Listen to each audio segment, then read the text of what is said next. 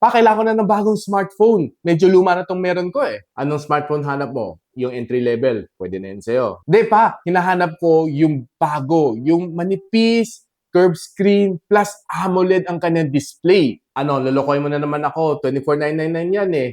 Ano, kala mo sa akin? ATM machine. Hindi pa, di mo pa nakita yung bagong video ni Gadgetsidekick na sinasabi niya 5,000 pesos only. Meron ka ng bagong phone na may slim design, curved screen, plus AMOLED display.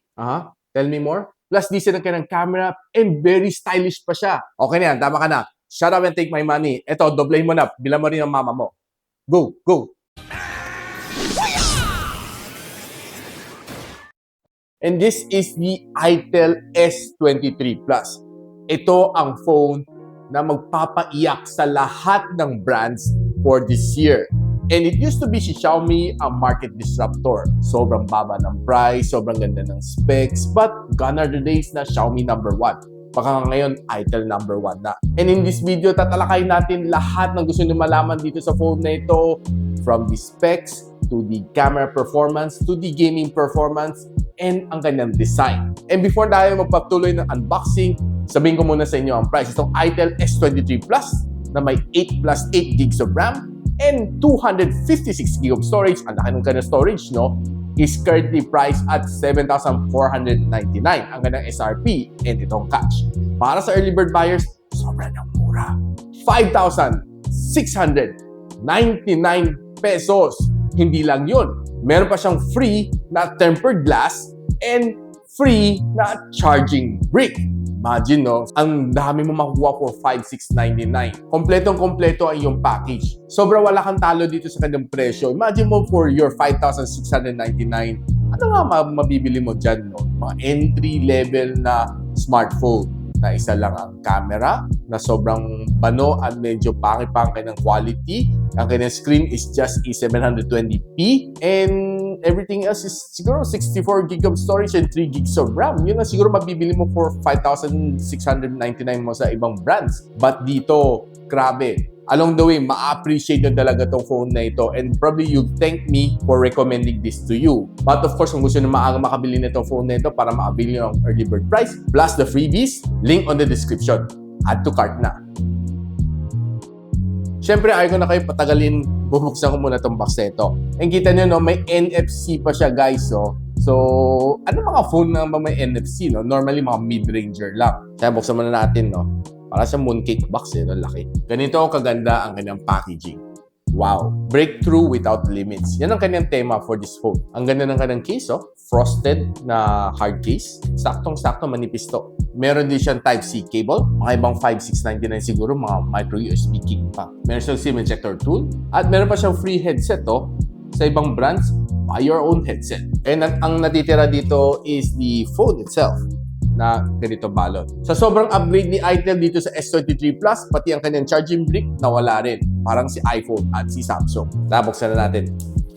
Wow, ang ganda, oh. Premium na premium. This phone reminds me of the Vivo V29 and si Infinix 035G. Ang nipis, no? Sobrang sarap hawakan and sobrang slim niya. It's really something na hindi mo ever mabibili to for 5,000 pesos. Grabe ang presyo ng ginawa ni itel dito. Talagang disrupted. Lahat ng kalaban, kahit sino man, kahit si Apple pa at si Samsung, talagang magugulat dito sa presyo nitong itel S23 Plus. And dito sa likod ang kanyang camera module, meron siya 50MP na main camera sensor and 0.08 na depth sensor. And ang kanyang LED flash na dito. Itong color na hawak natin is Lake Cyan. And it looks really nice. Mag-iibang color na once na tinatama ng ilaw. And it looks very distinct on its own. Dito sa ibabaw, makita mo, designed by itel.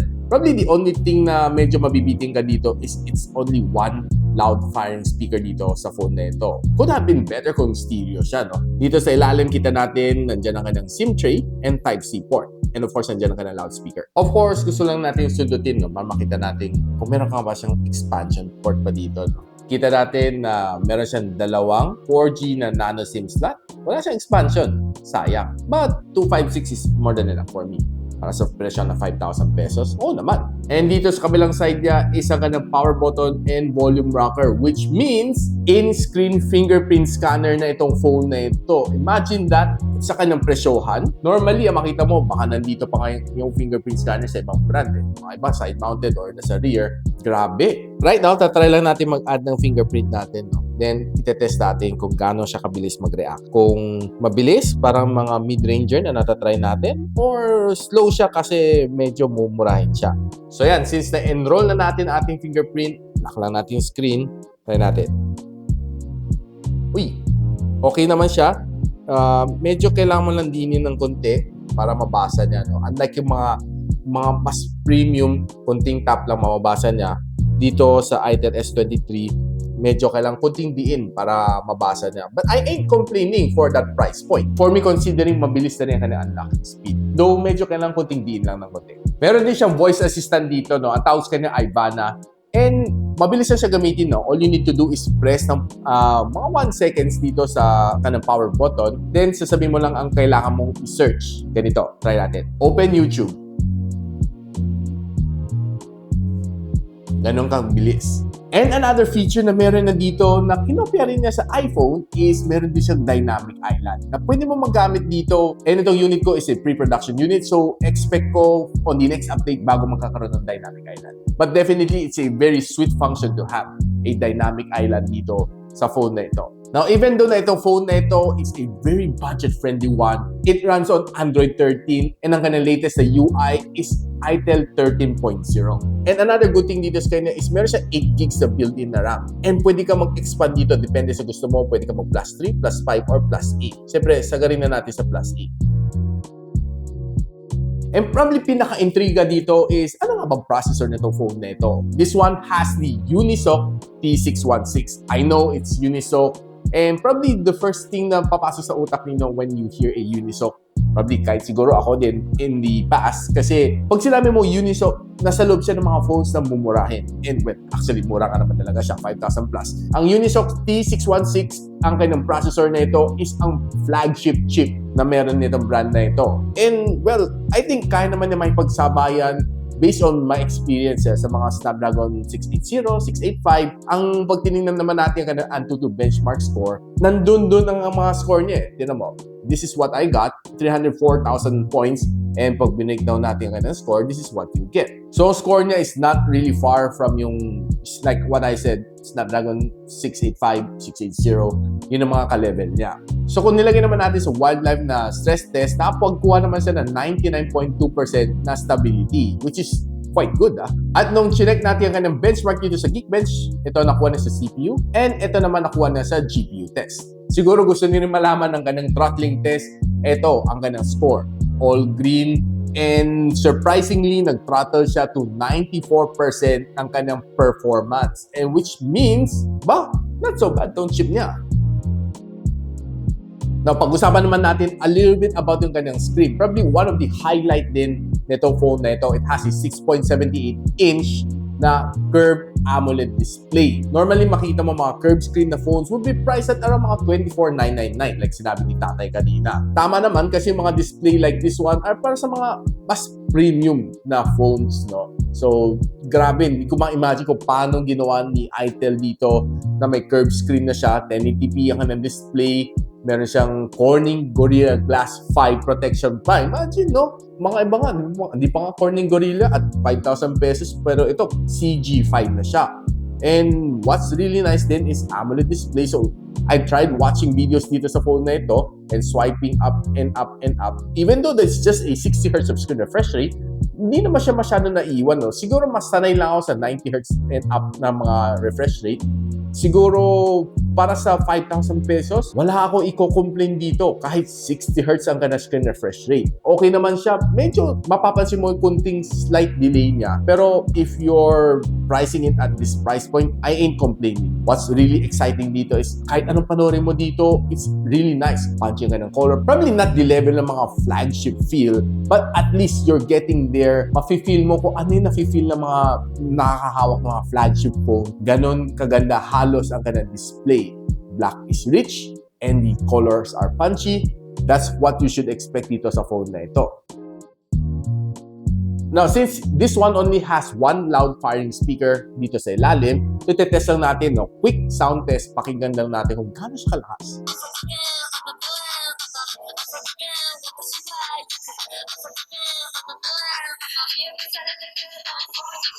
Okay, ang ganang sound is average, not the loudest, and hindi naman sobrang kahinaan. Okay lang siya, but you would want to use your favorite TWS if you want to have a more immersive sound experience.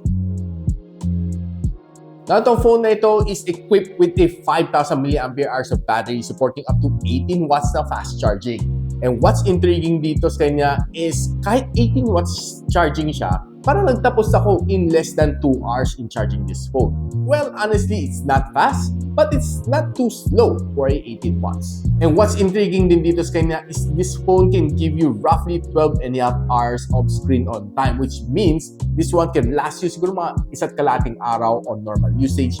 Or maybe kung medyo mas heavy user ka, maybe isang araw. Siguro masasabi ko, wag lang kayo mag-heavy gaming dito sa phone na ito. Tatagal tong battery niya. Another feature na gusto ko dito sa kanya is meron siya dito freezer app. So lahat ng mga apps na naka-install dito na hindi mong gagamitin anytime soon, pwede mo ilagay dito sa kanyang freezer, which saves you your memory. Okay, pag-usapan natin a little bit more of gaming dito sa phone na ito. I know that this phone is not really built for gaming. But of course, I want to share you experience ko dito sa games na nilaro ko. I did try 2 games, Call of Duty Mobile and Farlight 84. So, si Call of Duty Mobile, nilagyan natin sa all high settings. I was able to play this game, wala mang problema, but there are just slight lags along the way na hindi mo talaga maiwasan. And the gameplay was smooth, sarap maglaro dito dahil sa kanyang curved screen and, well, 93% ng kanyang screen to body ratio.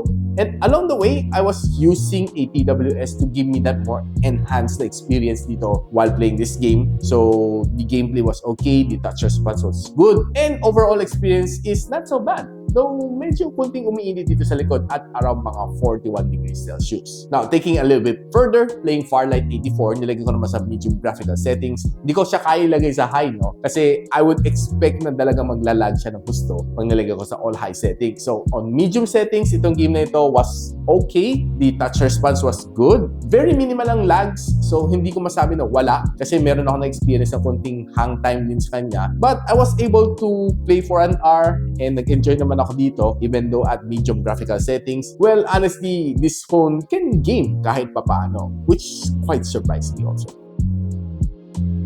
So finally, pag-uusapan na natin ang kanyang camera. 50MP na rear camera sensor with 8.08 na depth sensor. Can shoot up to 1080 and 30, and sa kanyang harap is a 32MP na front-facing camera which can shoot also up to 1080 and 30 FPS. Now, did try to take some shots on outdoor. Actually, marami akong mga pictures na tinry dito. I'll upload all of the photos na nakuha ko dito sa phone na ito sa aking Facebook page at gadgetsidekick. So don't forget to check it out there. So on outdoor condition, I was able to take some really nice photo dito. I wasn't really expecting na isang 5,000 something na phone to be able to capture these nice photos. Probably the only thing na might hinder you from taking some good photos on the fly is yung kanyang focusing. Medyo magfo-focus siya ng 1 second bago makukuha yung focus, or even you sometimes have to tap on the object para mag-focus siya ng maayos. But pag once na nakafocus siya, I don't think there's any problem with taking some really nice photos. Now, if you go into indoors, okay din yung mga shots na nakuha ko. There are some okay na shot, there are some out of focus din na shot. But overall, I was able to take in some good ones. And to my surprise, there are some other photos dito na medyo dark, pero kaya na i-enhance, pinapaliwanag niya ang mga photos na ito.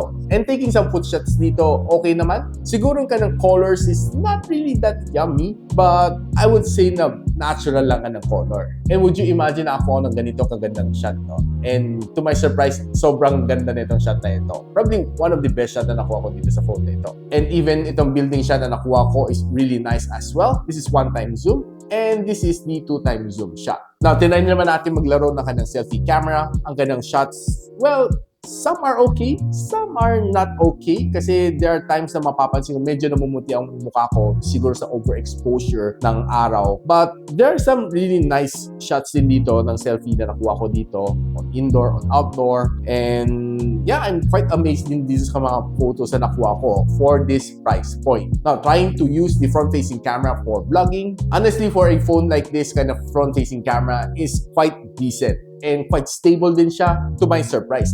Now, on the contrary, sa kanyang rear camera, not so nice ang kanyang quality pagdating sa video and very shaky siya.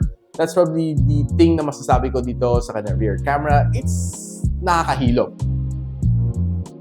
Now, overall, ano masasabi ko dito sa phone na ito? Si itel S23 Plus. Ang ganda kanyang design, matino kanyang camera. Well, so-so ang kanyang gaming, but if you're somebody who likes premium-looking phones at this price point, wala kang talo. 5,699. May free ka pang tempered glass and meron ka pang free na charging brick. Hindi lang okay. Okay na okay. Sulit na sulit ang iyong 5,699. I'll be posting the link on the description box below. Bago maubos ang stock, i-add to cart at i-check out nyo na now na. So guys, if you like this video, huwag nyo kalimutan i-share sa inyong mga kaibigan. And kung feel nyo na deserve ko, give me a like and of course, hit that bell icon para hindi nyo ma-miss mga future uploads ko dito sa aking channel. And so, ako para si Richmond and you're watching Gadget Sidekick. What's up? Like and subscribe to my channel. Don't forget to hit that notification bell. For one of my latest uploads, click the dito. And for one of my popular uploads, click here.